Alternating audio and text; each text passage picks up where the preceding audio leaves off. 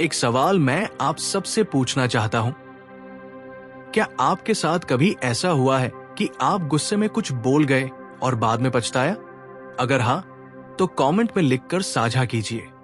आज का सत्संग आपकी उस पीड़ा का हल लेकर आया है। आज का हमारा सत्संग जीवन को बदलने वाला है। विषय है चुप रहने के अनमोल फायदे। बोलना हम सब जानते हैं, लेकिन चुप रहना बहुत कम लोग सीख पाते हैं। बोलने के कारण झगड़े होते हैं, गलतफहमियां पैदा होती हैं, रिश्ते टूटते हैं। लेकिन जब इंसान चुप रहना सीख जाता है, तो वही इंसान भीतर से शक्तिशाली और बाहर से शांत बन जाता है। शास्त्रों में मौन की महिमा बहुत गाई गई है। भगवद गीता में भगवान श्री कृष्ण अर्जुन से कहते हैं, मौनच आचार्य अस्मि, अर्थात मौन भी मेरी ही विभूति है। ऋषि मुनि हिमालय की गुफाओं में बैठकर मौन साधना करते थे। वो मौन केवल बोलना बंद करना नहीं था, बल्कि भीतर के शोर को भी शांत करना था। तुलसीदास जी ने कहा, मौन सर्वार्थ साधन, यानी मौन सभी साधनों में श्रेष्ठ है।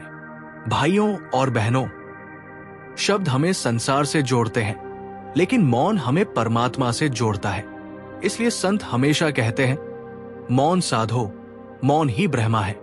एक बार एक शिष्य अपने गुरु के पास आया और बोला, गुरुदेव, मैं बहुत दुखी हूं। लोग मुझे बार बार गलत समझते हैं। मैं समझाना चाहता हूं, लेकिन लोग मेरी बात सुनते ही नहीं। गुरुदेव मुस्कुराए और बोले, बेटा, जब तुम बोलते हो तो लोग तुम्हारे शब्द सुनते हैं, लेकिन जब तुम चुप रहते हो तो लोग तुम्हारी आत्मा को महसूस करते हैं। भाइयों, कभी कभी चुप रह जाना 1000 शब्दों से ज्यादा असर करता है। आपने भी देखा होगा, कुछ लोग बहुत कम बोलते हैं, लेकिन जब बोलते हैं तो उनके शब्द दिल पर छाप छोड़ देते हैं। जरा सोचिए, आपके जीवन में ऐसा कौन व्यक्ति है जो कम बोलता है लेकिन आपको गहरी प्रेरणा देता है? उसका नाम या अनुभव कमेंट में जरूर लिखें। अब सवाल है, चुप रहने से हमें क्या फायदे मिलते हैं? आज हम विस्तार से 7 अनमोल फायदे समझेंगे। 1 मन की शांति, 2 क्रोध पर विजय, 3 आत्मज्ञान की ओर कदम, 4 ध्यान की गहराई, 5 कर्म की शुद्धि, 6 रिश्तों में मिठास, 7 दिव्य ऊर्जा का संचार। हर फायदा अपने आप में एक खजाना है। आइए अब हम इन फायदों को एक एक करके गहराई से समझते हैं। पहला लाभ, मन की शांति। भाइयों और बहनों, मन की शांति हर इंसान चाहता है, लेकिन शांति कहाँ है? न पैसे में, न रिश्तों में, नहीं बाहर के शोर शराबे में। शांति मिलती है मौन में। एक उदाहरण लीजिए, अगर तालाब का पानी उथल पुथल हो रहा हो तो उसमें कुछ भी साफ दिखाई नहीं देता, लेकिन जब वही पानी शांत हो जाता है तो उसमें चांद तारे का प्रतिबिंब साफ दिखने लगता है। ऐसा ही हमारा मन है। जब हम बहुत बोलते हैं तो विचारों का शोर बढ़ता है, लेकिन जैसे ही हम मौन साधते हैं, मन का पानी शांत हो जाता है और आत्मा का प्रतिबिंब साफ साफ दिखने लगता है। दूसरा लाभ, क्रोध पर विजय। भाइयों और बहनों, क्रोध इंसान का सबसे बड़ा शत्रु है। क्रोध में इंसान अपना ही अहित करता है। एक क्षण का गुस्सा पूरे जीवन को बर्बाद कर सकता है। रामचरितमानस में गोस्वामी तुलसीदास जी लिखते हैं, क्रोध पाप को मूल है, लोभ सब दुख की खान। जब इंसान चुप रहना सीख जाता है तो गुस्सा आते ही उसका मन उसे कहता है, रुक जाओ, बोलना मत। बोलते ही विवाद बढ़ता है, लेकिन मौन साध कर इंसान अपने क्रोध को जीत सकता है। आप सभी सोचकर देखिए, आपने कब ऐसा अनुभव किया कि अगर आप चुप रह जाते तो झगड़ा नहीं होता? कमेंट में जरूर लिखें। तीसरा लाभ, आत्मज्ञान की ओर कदम। मौन आत्मज्ञान का पहला द्वार है। शास्त्र कहते हैं, मौन तपो मन शुद्धे। मौन साधना से मन पवित्र होता है और आत्मा का अनुभव शुरू होता है। स्वामी विवेकानंद कहते थे, बोलने से हम बाहर की दुनिया जानते हैं, लेकिन चुप रहने से हम भीतर की दुनिया खोजते हैं। जब इंसान अपने भीतर उतरता है तो उसे जीवन का असली उद्देश्य दिखाई देने लगता है। उसे एहसास होता है कि वो केवल शरीर नहीं है, बल्कि आत्मा है, जो अमर और शाश्वत है। चौथा लाभ, ध्यान की गहराई।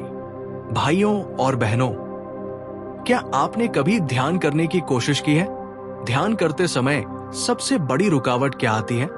विचार और शब्द। मन बार बार कहता है, ये करो, वो करो। लेकिन जब इंसान मौन साधना करता है तो ध्यान में स्वतः गहराई आने लगती है। कहा भी गया है, मौन ध्यान का आभूषण है।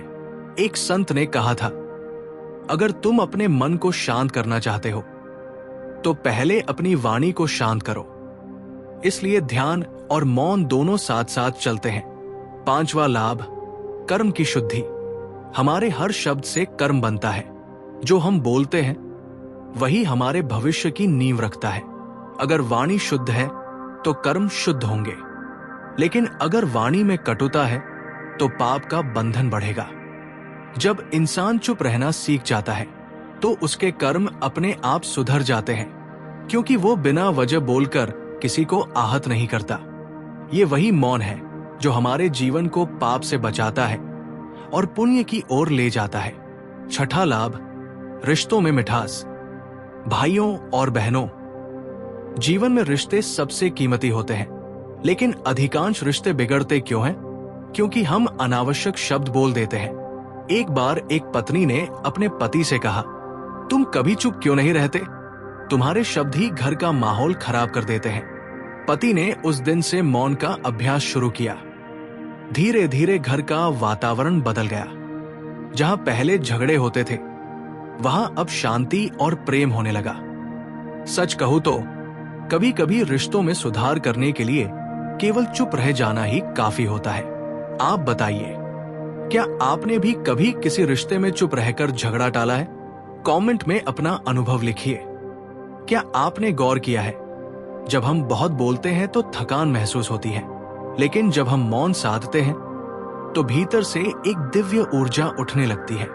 महर्षि पतंजलि ने योग सूत्र में कहा है, योगी मौन से अपनी शक्ति का संचय करता है। मौन हमारी जीवन शक्ति को व्यर्थ खर्च होने से बचाता है। जो ऊर्जा शब्दों में निकल जाती है, वही ऊर्जा मौन से भीतर संचित होकर हमारी आभा को चमकाती है। इसलिए आप देखेंगे कि जो संत मौन साधते हैं उनके चेहरे पर एक अलग तेज और आकर्षण होता है। आज विज्ञान भी मानता है कि मौन से दिमाग की कार्यक्षमता बढ़ती है। हार्वर्ड और स्टैनफोर्ड यूनिवर्सिटी में शोध हुआ। जिन लोगों ने प्रतिदिन कुछ समय मौन साधना की, उनकी कंसंट्रेशन पावर बढ़ी, स्ट्रेस लेवल घटा और डिसीजन मेकिंग की क्षमता और तेज हो गई। मतलब, मौन केवल आध्यात्मिक नहीं बल्कि मानसिक और शारीरिक स्वास्थ्य के लिए भी अमृत है। आधुनिक मनोविज्ञान कहता है, साइलेंस हील्स द ब्रेन, यानी मौन मस्तिष्क को चंगा करता है। भाइयों और बहनों, अगर आप मॉडर्न लाइफस्टाइल की स्पीड से परेशान हैं, तो प्रतिदिन केवल 10 मिनट मौन साधना जरूर करें। अब यहाँ एक सवाल उठता है, क्या हर समय चुप रहना ही अच्छा है? उत्तर है नहीं। मौन का मतलब कायरता नहीं है। जहां सत्य बोलना जरूरी है, वहां बोलना ही धर्म है। कभी कभी लोग सोचते हैं, अगर मैं हमेशा चुप रहूंगा तो सब मुझे दबाएंगे। लेकिन भाई, मौन का मतलब दबना नहीं है। मौन का मतलब है अनावश्यक और हानिकारक शब्दों को रोक लेना। याद रखिए, जहां धर्म की रक्षा करनी हो, जहां किसी की मदद करनी हो, वहां बोलना ही तपस्या है। लेकिन जहां विवाद हो, गलतफहमी हो, गुस्सा हो, वहां चुप रह जाना ही सबसे बड़ी बुद्धिमानी है। संत कबीरदास जी ने कहा है, बोली एक अनमोल है जो कोई बोले जानी, हिये तराजू तौली के तब मुख बाहर आनी। अर्थात वाणी अनमोल है, बोलने से पहले उसे हृदय की तराजू में तोल लेना चाहिए।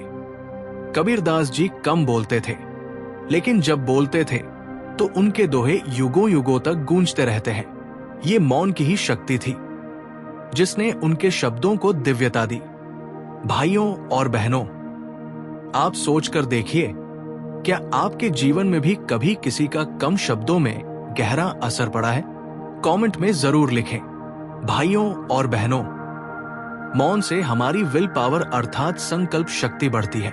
एक बार एक शिष्य ने गुरु से पूछा, गुरुदेव, मैं संकल्प करता हूं लेकिन निभा नहीं पाता, क्या करूं? गुरु बोले, बेटा, तेरी शक्ति वाणी में खर्च हो जाती है। अगर तू मौन साधेगा तो तेरा संकल्प अडिग हो जाएगा। यही कारण है कि बड़े बड़े योगी, सन्यासी और साधक मौन व्रत रखते हैं, क्योंकि जब भीतर शब्दों का शोर नहीं होता तो संकल्प शक्ति बहुत प्रबल हो जाती है। भाइयों और बहनों, साधना केवल मंत्र जपने या ध्यान करने का नाम नहीं है। सच्ची साधना तब होती है जब साधक अपनी वाणी को नियंत्रित करता है। रामकृष्ण परमहंस कहा करते थे, जो साधक अपनी वाणी पर संयम नहीं रख सकता वो कभी ईश्वर को प्राप्त नहीं कर सकता। मौन साधना का आधार है। जब इंसान भीतर चुप होता है तो मंत्र जप में गहराई आती है, प्रार्थना असरदार होती है और साधना फलप्रद हो जाती है। इसलिए संत कहते हैं, अगर तुम साधक हो तो मौन को अपने जीवन का हिस्सा बना लो। आजकल लोग कहते हैं हेल्थ इज वेल्थ, लेकिन क्या आप जानते हैं मौन आपके स्वास्थ्य का भी रहस्य है? आयुर्वेद कहता है, अत्यधिक वाणी हृदय और मस्तिष्क को दुर्बल बनाती है। जब इंसान बहुत बोलता है तो उसकी ऊर्जा गले, हृदय और दिमाग पर दबाव डालती है, लेकिन मौन इन अंगों को विश्राम देता है। वैज्ञानिक शोध बताते हैं कि जो लोग प्रतिदिन मौन का अभ्यास करते हैं उनका ब्लड प्रेशर कंट्रोल में रहता है, स्ट्रेस लेवल कम होता है और इम्यून सिस्टम मजबूत होता है। भाइयों और बहनों, अगर आप स्वस्थ रहना चाहते हैं तो रोज कुछ समय मौन साधना जरूर करें। भाइयों और बहनों, सफल लोग अक्सर कम बोलते हैं और ज्यादा सुनते हैं। आप देखिए, महात्मा गांधी, अब्राहम लिंकन, रतन टाटा, सचिन तेंदुलकर, ये सब अपनी विनम्रता और मौन स्वभाव के लिए प्रसिद्ध हैं। महात्मा गांधी कहते थे, मेरा मौन ही मेरा सबसे बड़ा शस्त्र है। जब इंसान चुप रहकर सुनना सीखता है तो उसे लोगों की गहरी समझ मिलती है, वो निर्णय सही लेता है और जीवन में सफल होता है। इसलिए याद रखिए, जो बोलता है वो केवल वही जानता है जो वो बोल रहा है, लेकिन जो सुनता है वो सब कुछ जान लेता है। भाइयों और बहनों, रिश्तों में सबसे बड़ी समस्या है कम्युनिकेशन गैप। कभी हम ज्यादा बोल जाते हैं, कभी हम गलत बोल जाते हैं, कभी हम बिना सोचे समझे बोल जाते हैं, लेकिन जब हम मौन सीखते हैं तो हम दूसरों को ज्यादा सुनने लगते हैं और रिश्ते गहरे होते जाते हैं। एक कहानी है, एक दंपति हमेशा झगड़ता रहता था। पति मौन व्रत लेने लगा। धीरे धीरे पत्नी को भी लगा कि वो अधिक सुन रहा है और कम बोल रहा है। कुछ ही महीनों में घर का माहौल बदल गया। जहां कलह थी वहां प्रेम और सामंजस्य आ गया। भाइयों और बहनों, अगर आप अपने घर को स्वर्ग बनाना चाहते हैं तो अपने शब्द कम कर दीजिए और मौन का सहारा लीजिए। सबसे बड़ा लाभ है ईश्वर से सीधा संवाद। प्रार्थना शब्दों से नहीं होती, प्रार्थना हृदय की मौन धड़कनों से होती है। मां मीरा गाती थी, मेरे तो गिरधर गोपाल दूसरों न कोई। उनकी आंखें बंद होती, होंठ चुप रहते, लेकिन हृदय ईश्वर से गाता था। भाइयों और बहनों, ईश्वर को शब्दों की जरूरत नहीं है, ईश्वर को केवल मौन भक्ति चाहिए। जब आप भीतर से शांत होते हैं तो आपको एहसास होगा कि ईश्वर आपके पास बैठा है और आपसे बात कर रहा है। इसलिए याद रखिए, बोलकर प्रार्थना मत कीजिए, मौन होकर प्रार्थना कीजिए। शब्द सीमित है, मौन असीम है। भाइयों और बहनों, धैर्य जीवन का सबसे बड़ा आभूषण है, लेकिन धैर्य तभी आता है जब इंसान चुप रहना सीखता है। एक किसान हर साल पेड़ लगाता था और धैर्यपूर्वक इंतजार करता था। उससे पूछा गया, तुम इतना इंतजार कैसे कर लेते हो? वो बोला, पेड़ मुझे सिखाते हैं। वे सालों तक चुप रहते हैं, धीरे धीरे बढ़ते हैं और एक दिन फल फूल से लग जाते हैं। मौन भी हमें यही धैर्य सिखाता है कि जीवन की हर चीज धीरे धीरे समय आने पर खिलती है। हमारे बोलने से कर्म बंधते हैं, एक गलत शब्द भी कर्म का बीज बो देता है। लेकिन जब इंसान मौन साधता है तो वो नए कर्म बंधन से बच जाता है।